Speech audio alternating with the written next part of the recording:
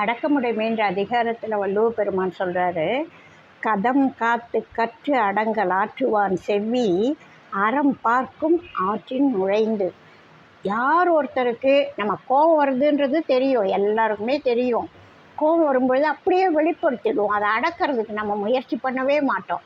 யார் ஒருத்தர் அந்த கோபம் வருதுன்றதை தெரிஞ்சு அது எப்படி அடக்கணும்னு தெரிஞ்சு அந்த சினத்தை காத்து அடக்கி ஆள்றாங்களோ, சினத்தை தன்னுடைய கண்ட்ரோலுக்குள்ளே வச்சுக்கணும். அப்படி யார் வச்சுருக்காங்களோ அவங்கள அறமானது காலம் பார்த்து காத்துக்கிட்டு இருக்குமா, அவங்கக்கிட்ட நாம் போகணும் அப்படின்னு அறமானது அவங்கள தேடி வர்றதுக்கு காத்துக்கிட்டுருக்கோம் அப்படின்னு வள்ளுவ பெருமான் சொல்கிறாரு.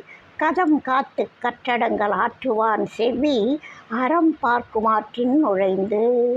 காலம் பார்த்து காத்து கிடக்குமா, எப்படா போகலாம் அவங்கக்கிட்டேன்னு.